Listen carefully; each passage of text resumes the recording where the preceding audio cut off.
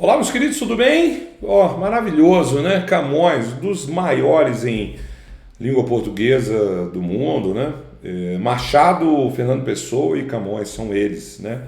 Machado à frente, claro, não desmerecendo o Fernando Pessoa e muito menos o Camões, mas o Machado é um dos maiores do mundo, né?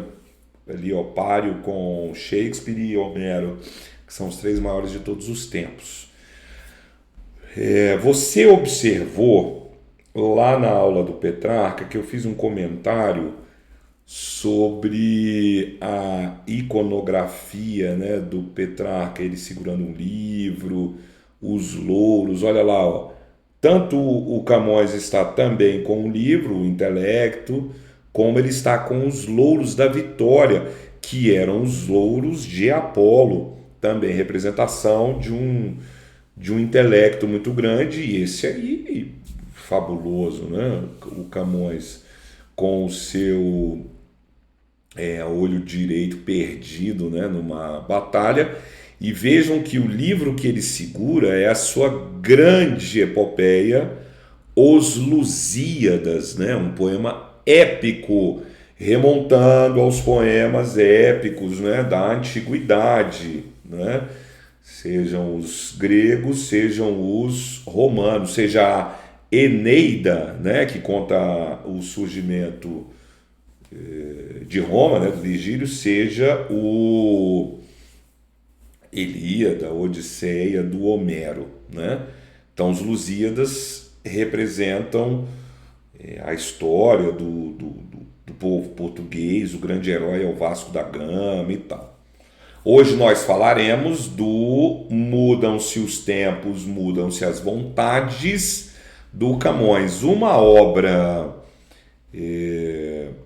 aqui, ó, uma obra interessantíssima da nossa primeira etapa do Paz, que vai revelar, né, na percepção desse homem do classicismo, uma certa inquietação. A gente já viu essa inquietação no Desconcerto do Mundo, a gente já viu essa inquietação no Petrarca, a gente já viu essa inquietação no Gregório de Matos, né?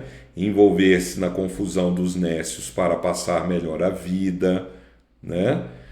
E eu quero chamar a atenção, antes da gente ler então, para o que eu estou denominando inquietação. A percepção que esses gênios fazem, e aí tem que ficar atento porque a UNB vai levar em consideração que você tem esse conjunto de autores, né? A inquietação desses gênios, ela de certa maneira é contraditória em relação ao que se espera do antropocentrismo. Então, o cara é detentor de conhecimento, o cara é detentor de um intelecto muito grande, da razão, esse cara vai dar conta de explicar o mundo. Aí vem Petrarca, aí vem Camões, aí vem Gregório de Matos, falam, olha, o mundo não é tão facilmente interpretado, definido e entendido. Isso revelaria uma inteligência menor deles? Pelo contrário, o que esses caras estão querendo nos dizer? Que o verdadeiro inteligente é aquele que percebe que o mundo não corresponde a uma lógica facilmente explicável. Volta, ouça o que eu acabei de falar de novo, quando eu coloquei aqui na tela grande, em widescreen, né? E no widescreen não posso deixar de ressaltar ele, Jim Morrison, The Doors, né? Olha aí, o rock and roll. Então, volta para você ter clareza do que eu falei aqui. Tá? Ainda que estejamos falando, nesse caso, do classicismo, no caso do Petrarca, de humanismo, e no caso do Gregório de Matos, do barroco, são três homens que vão fazer uso de uma visão racional de mundo, de uma visão antropocêntrica de mundo. E são três homens que vão nos trazer visões de mundo que, olha, peraí, o mundo não é tão facilmente colocado aqui para que o entendamos, né?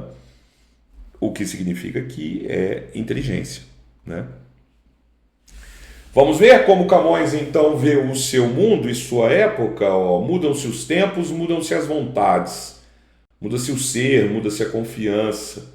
Todo mundo é composto de mudança, tomando sempre novas qualidades. Continuamente vemos novidades diferentes em tudo da esperança. Do mal ficam as mágoas na lembrança, e do bem, se algum houve, as saudades. O tempo cobre o chão de verde manto, que já coberto foi de neve fria, e enfim converte em choro doce canto. E afora este mudar-se a cada dia, outra mudança faz de mor espanto, que não se muda já como soía. Então aqui estamos na leitura de um texto que foi escrito lá no século XVI, em português, então ele está no original, e que apenas vai nos trazer duas palavras, dois vocábulos aí que exigirão nossa atenção, né? Ambos na última estrofe. Então, mor e soía. Mor é tranquilo, é maior. Um português arcaico aí. Então, outra mudança faz de maior espanto. A gente já viu essa coisa do espanto, né? Nele. Lá no outro poema, né? Uma coisa que o espanta mais. Então vejam que o espanto é uma característica de quem é inteligente. Os inteligentes vão se espantar com o que eles veem que foge ao lógico e racional, né?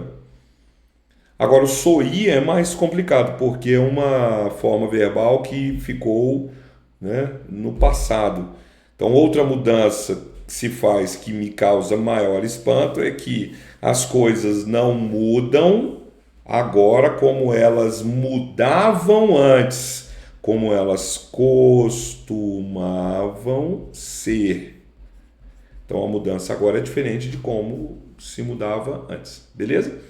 Aproveitando que a gente está aqui vendo elementos de vocabulário, nenhuma outra palavra aí vai nos causar espanto ou dúvida.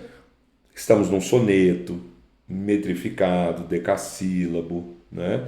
De novo, um tipo de rimas que a galera gostava muito, que eram as interpoladas, né? Então nada disso pode ser conflitante ou dúvida quando a gente vai para a prova, tá? Eu sempre vou bater nessa tecla. Cai pouco esse tipo de cobrança? Cai, mas se cair tem que ser 100% de certeza no acerto do item, né? Perder esse tipo de item é o fim, né? Perde quem é desatento, perde quem não está fazendo a mentoria aqui comigo, tá bom? Você que está aí, você, pô, tintim da aprovação, ó. Eu tenho que pegar água ali, hein, gente? Eu vou falando para a gente não perder o embalo. Vamos ver se vocês vão me ouvindo, né? Se vocês continuam me ouvindo. Vou virar o microfone aqui para continuar a nossa análise. E então, o que nós temos? Nós temos o Camões prestando atenção nas mudanças de seu tempo, né? Prestando atenção nas mudanças de sua época. E o interessante é que o Camões, ao perceber essas mudanças, depois eu vou ver, né, como é que ficou nessa gravação, a minha ida ali na nossa central aqui de produções, o verdadeiro laboratório de videoaulas para os aprovados. Então o Camões, observando aí as mudanças, deixa eu repetir o que eu falei, vai que ficou ruim. Camões observa as mudanças de seu tempo, né? Porque está seco, né? E o ar-condicionado aqui vai acentuando. Está tomando água também? Então, o Camões ele está percebendo, né, as mudanças em seu tempo, mas vejam, observe bem. Você acha que o Camões ele está feliz ou está triste com essas mudanças, com esse mundo que muda? Camões está satisfeito ou insatisfeito com esse mundo, né?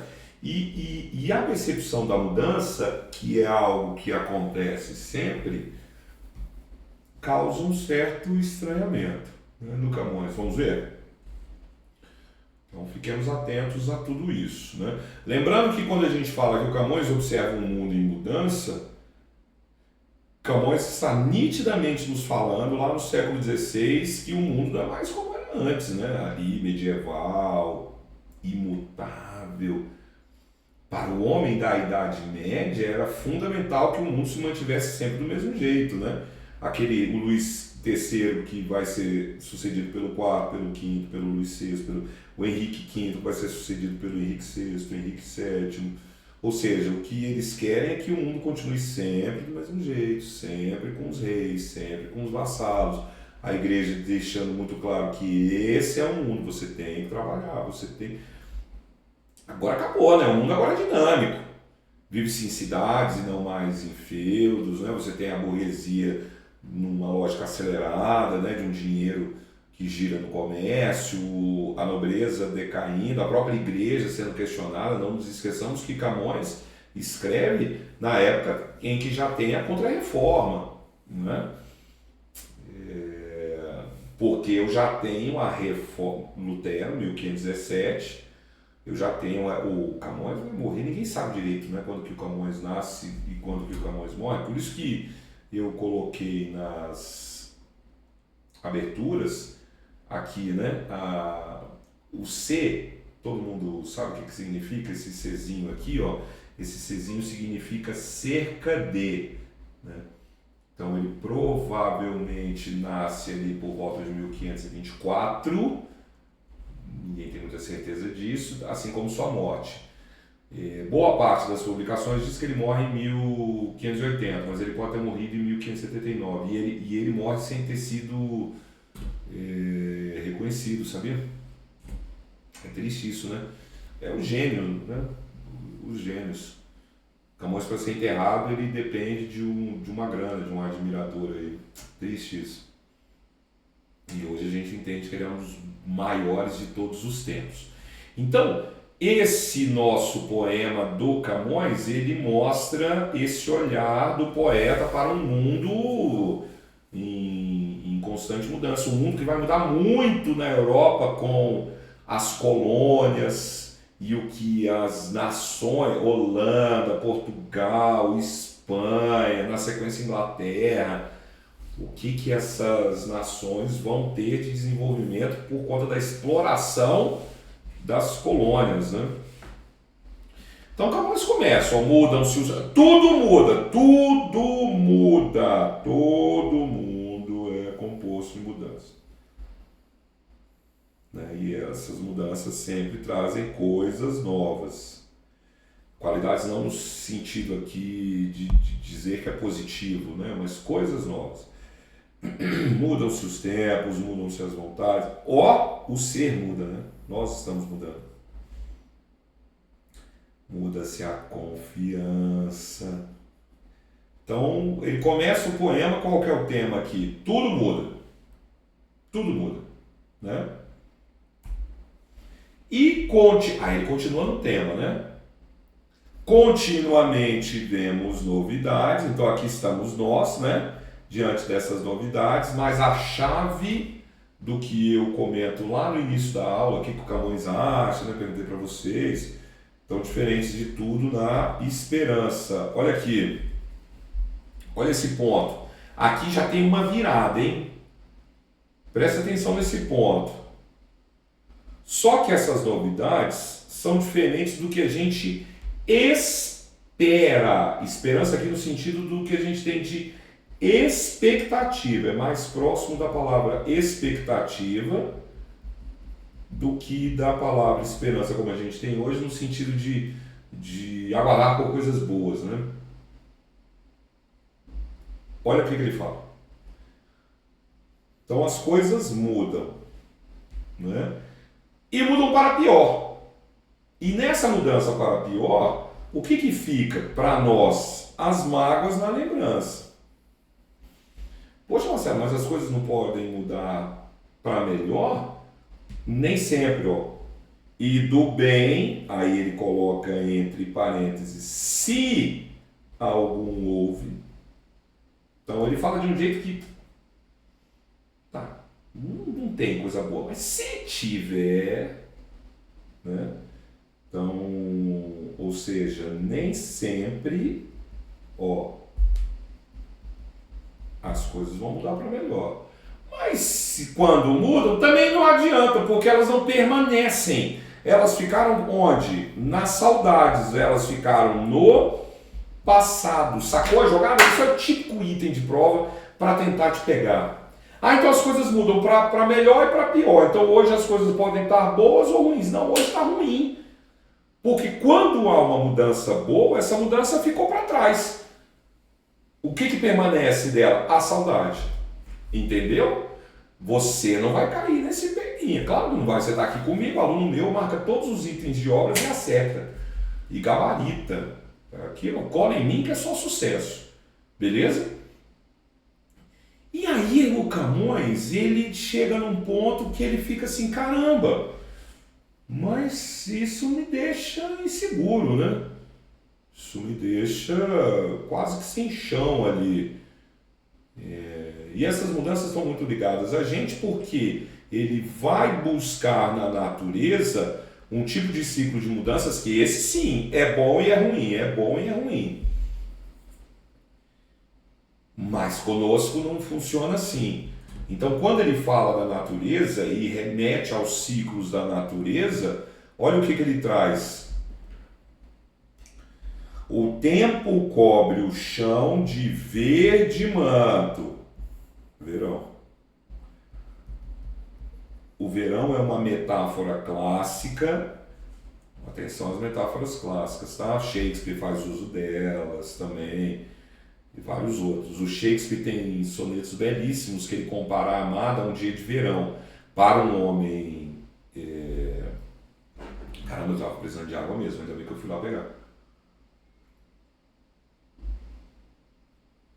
Para um homem que vive na Europa, em algum país europeu, pensemos que nessa época, ainda hoje também, mas hoje menos, né, com o aquecimento global, mas nessa época esse cara está sempre no frio. Então o verão é um momento bom. Por isso que a primavera é o mês das noivas, né? Porque o tempo está mais ameno, tem as flores, né? Esse povo não tomava banho, era fedido. Então as flores são uma boa, né? Porque dão uma defumada no ar. Então o verão é bom. E num dado momento a gente tem verão. Verão esse que vai suceder, olha aqui, o inverno. Que é ruim. No inverno não se caça, come-se uma comida que está estocada, né? Você está intocado dentro de casa o tempo todo, pensa nos castelos lá gelados. Então, por isso que o verão ele costuma ser a metáfora da juventude, do auge da nossa vida, e o inverno também é uma metáfora clássica nessa época da velhice, do fim da vida. Então, olha só, esse ciclo é um ciclo que nunca muda. Então, há 100 anos atrás teve inverno e teve verão, há 1000 anos atrás teve inverno e teve verão. Há 2000 anos atrás teve inverno e teve verão, mas o que Camões fala? Que as mudanças estão acontecendo para pior. E, enfim, então olha a conjunção aí para dar a conclusão.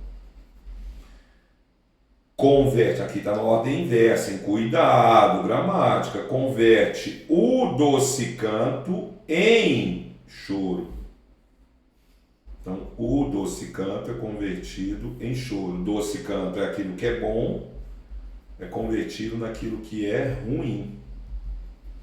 Então, as mudanças para mim são ruins. As mudanças no tempo são boas e ruins. É um ciclo. Marcelo, então, eu estava dando uma mentoria ontem, coincidentemente ontem também falando sobre esse poema, né? Num outro projeto, né? Esse aqui é o meu projeto das videoaulas de análise e eu estava num outro projeto, eu trabalho em muitas frentes, muitos lugares, e a gente estava fazendo essa mentoria e o menino me fez uma pergunta tão legal, porque aí é ao vivo.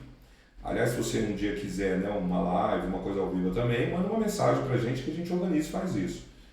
E o menino fez uma pergunta tão legal, ele falou: Marcelo, então pro Camões é ruim, né? E como eu tinha acabado de comentar na mentoria, foram várias obras, eu tinha acabado de comentar o Desconcerto do Mundo, ele falou: Marcelo, então nos dois poemas aí, para o Camões a visão é ruim, né? Nos dá um sofrimento.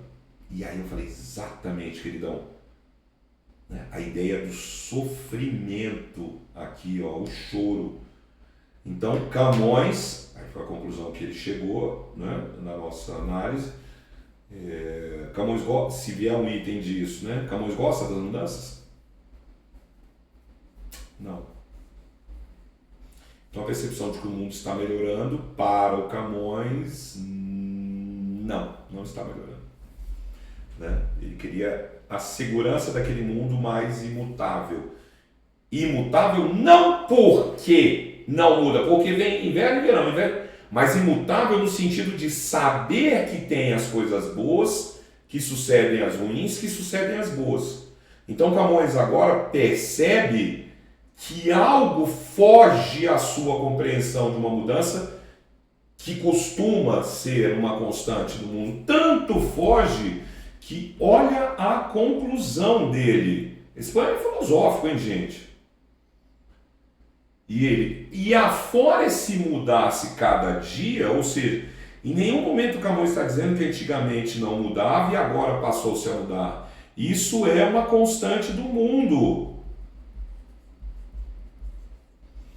Só que além dessa constante, o que o espanta mais é que as coisas mudaram tanto, mas tanto, que até a própria mudança mudou. Hoje muda-se de um jeito diferente. Então até a mudança agora está diferente. Converse com seu pai, com a sua mãe e perguntem para eles se na época deles as coisas mudavam como elas mudam hoje. Pergunta para sua avó. Vá ler pessoas de outras épocas. Mas, sobretudo, hoje, nesse mundo tão acelerado e doido que a gente vive, eu falo, a infância hoje é muito diferente em termos de mudança do que era na minha época. Eu estou com 50 anos. Minha mãe, que está com 78, ela fala da infância dela como também era muito diferente. Percebe? Então, até a forma de mudar mudou.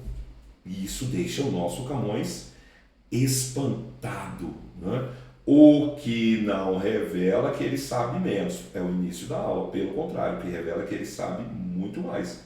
E por isso ele está percebendo todas essas coisas. Beleza, meus queridos? Poema intrigante, né? Poema fascinante aí, com um teor filosófico sobre a percepção da passagem do tempo. Um beijo e até o próximo episódio.